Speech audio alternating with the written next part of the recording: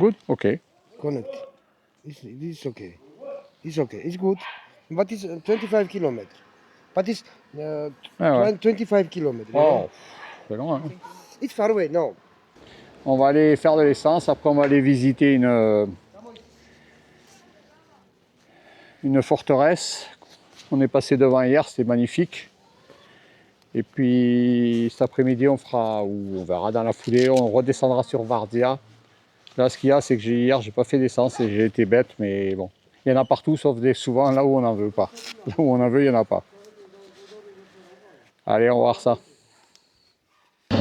1255 mètres d'altitude hein, quand même. Hein.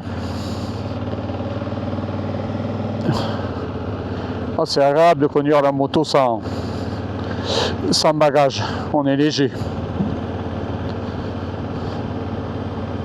Par contre, sans pantalon de moto, on se sent léger aussi. On se sent léger aussi. Superbe citadelle.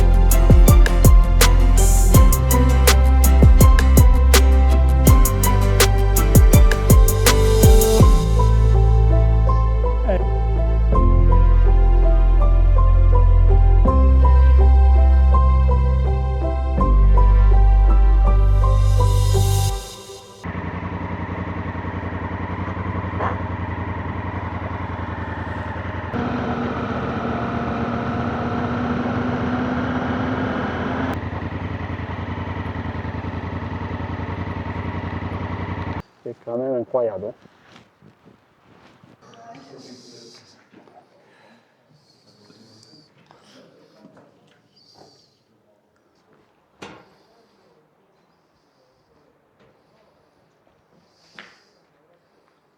Encore une grotte. Quel travail ça a dû être de creuser toutes ces galeries. Il nous reste encore du taf.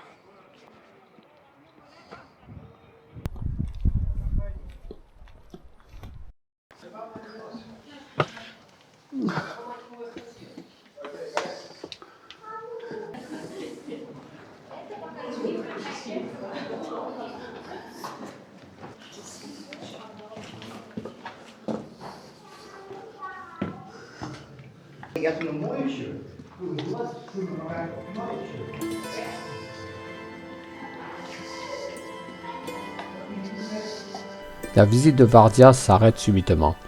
En effet, Valérie est tombée dans la chapelle et les conséquences sont visibles immédiatement. fracture déplacée du poignet.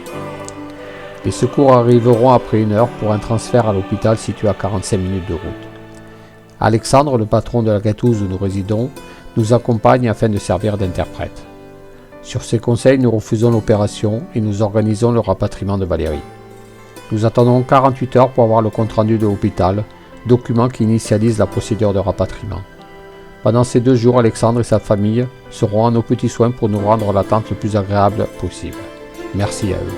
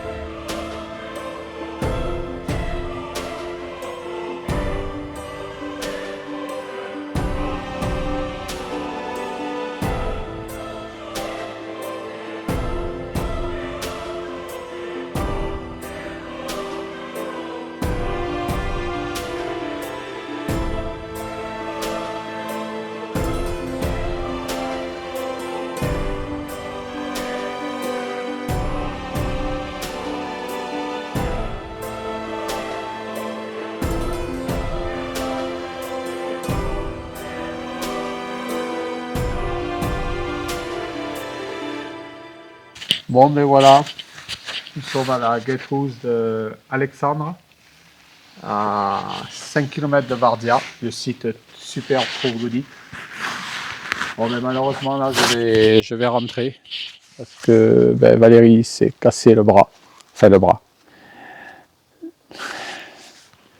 le poignet. Donc elle va repartir, il y a un taxi qui vient la chercher ce matin, direction Batumi. Et après, Istanbul, Bordeaux. Demain soir, elle sera à Bordeaux et moi, j'ai 4200 km à faire, donc une semaine, je vais me mettre tranquillou. Voilà. En tout cas, si vous pouvez venir ici, vous serez très bien reçu par le couple qui vous nourrira bien et vous expliquera la vie en Géorgie. Bye bye. Au revoir. Bye bye. Salut Valérie.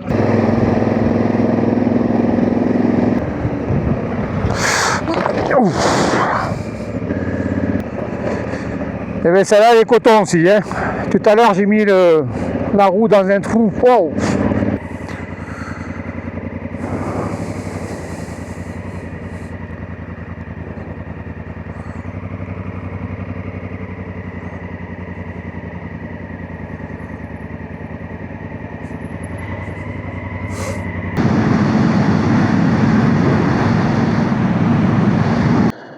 Bon, ça y est, j'ai passé la frontière turque, je suis en Turquie.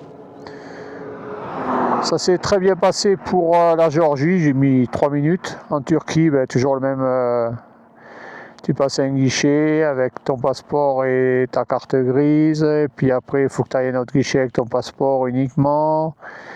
Et puis après, tu passes un 3e guichet. Et puis après, j'ai été fouillé. C'est bien la première fois que je suis fouillé. Bon, c'était succinct, hein. C'était pas bien grave. Voilà, mais on est sur des étendues de tarés. Hein. Je suis à presque 2000 mètres. Et les étendues sont juste gigantesques. Gigantesques. J'en perds mes mots. Il y a un peu de poids lourd. Bon, après là, ça va rouler. Hein. De toute façon, à la frontière, il y avait un T7, un Ténéré 700 derrière moi. J'ai vu aussi, je viens de croiser un Tiger 800, le premier du voyage d'ailleurs.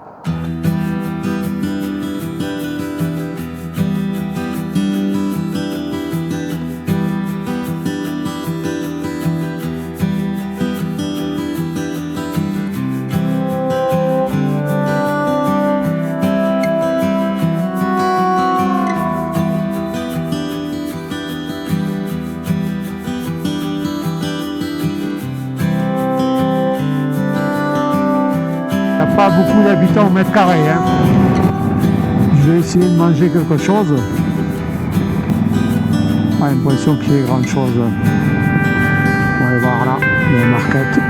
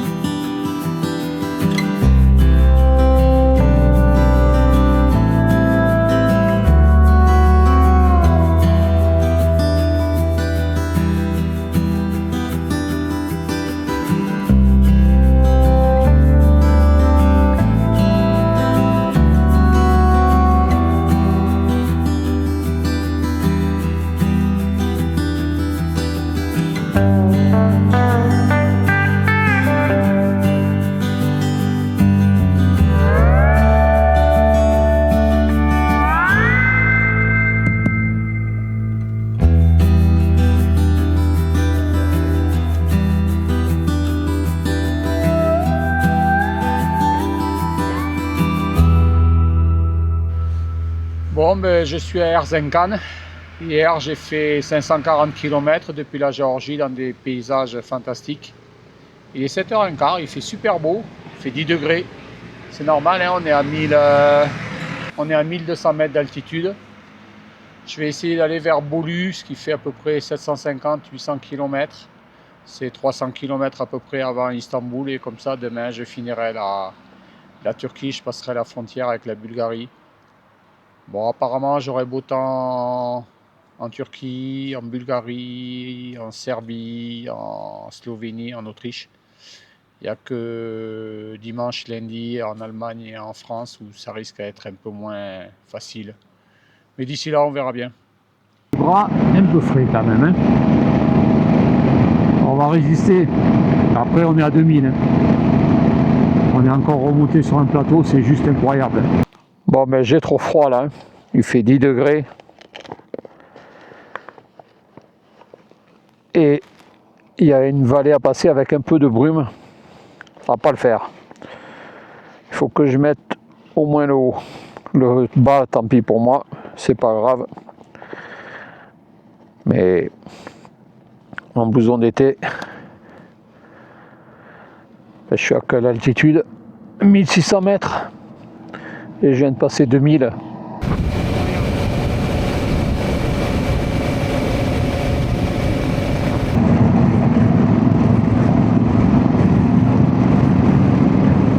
Qu'est-ce qu'elles sont belles ces montagnes.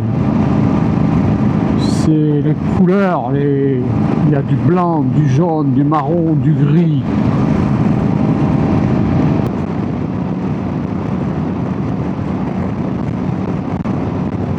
Et on va boire un petit thé. Bon, ben je suis à 50 bornes de Bolu. Je me suis rapproché de la mer Noire, donc bien sûr, les nuages reviennent. Je suis passé encore à 1800 mètres. J'ai perdu 5 degrés. Je poursuis un petit peu après Bolu.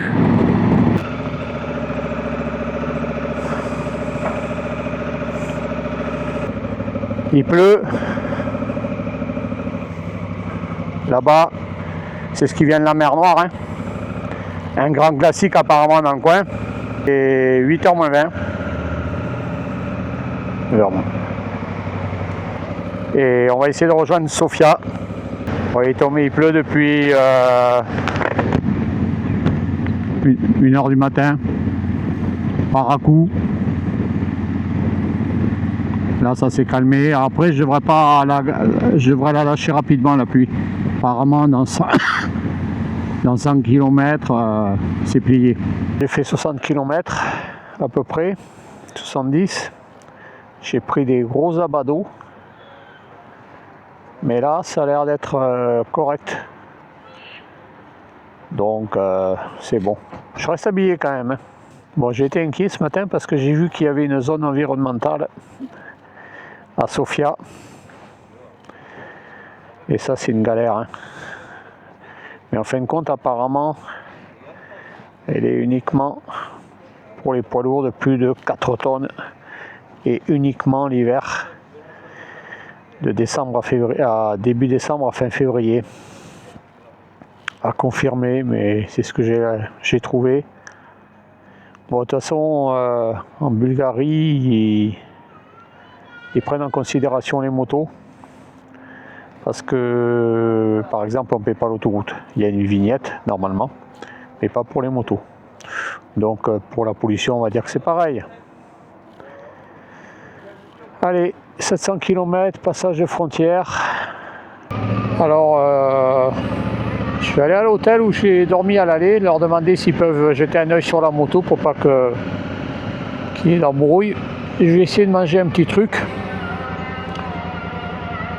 Rentrer l'hôtel de Sofia dans le GPS parce que je vais perdre la data là, je vais pas prendre une carte SIM pour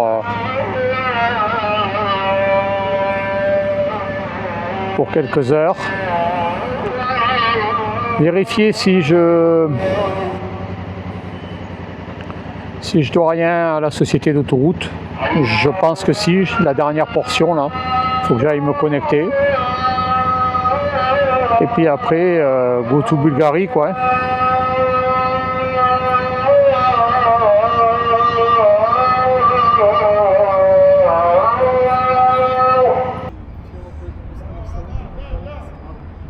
Arrivé en fin d'après-midi dans le centre de Sofia, après le repas, je me balade dans le centre historique.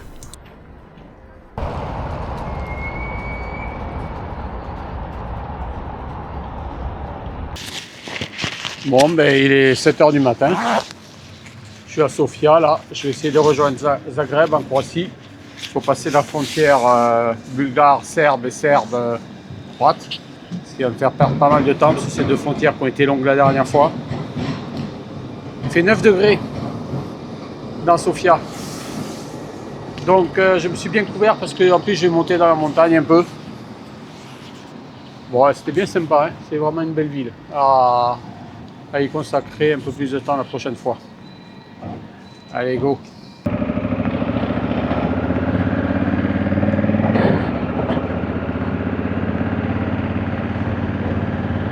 La belle mosquée. Bon, ben ça y est, j'ai passé la frontière bulgare-Serbie. Il est 8h20. Mais alors, putain, la Bulgarie, c'est vraiment, ils sont mous du genou. Hein. Une voiture, ils ont mis 15 minutes. J'ai des fous. Alors, je range bien mes affaires. Parce que on veut faire vite. Et c'est comme ça qu'on perd les choses. Mais vraiment, la frontière, le côté bulgare, aussi bien côté Turquie que côté Serbie, j'aurais perdu du temps. Hein. Les belles aires de repos de Serbie. Bon, c'est passé. Bon, j'ai fait mon bâtard un peu. J'ai doublé. Hein. Sinon, j'en avais pour 1h30.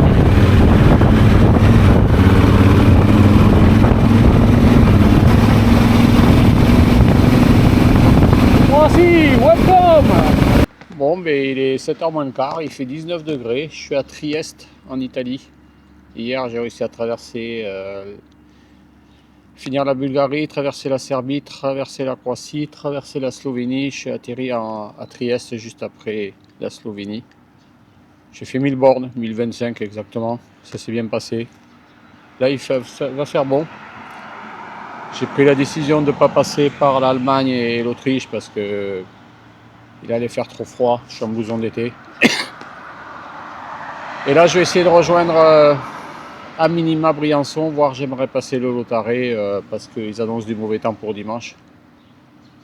Donc atteindre les environs de Grenoble, mais avant Grenoble parce que ça taxe beaucoup les motos là-bas.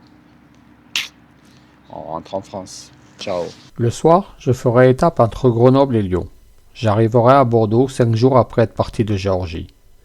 Bilan 31 jours, 12 200 km, de superbes paysages à l'est de la Turquie, aussi bien à l'aller qu'au retour. La Géorgie, pays à découvrir avec les montagnes du Grand et Petit Caucase, juste magnifiques. Nous n'avons pas pu réaliser les 3 semaines en Turquie suite à la blessure de Valérie. Nous reviendrons plus forts. À bientôt.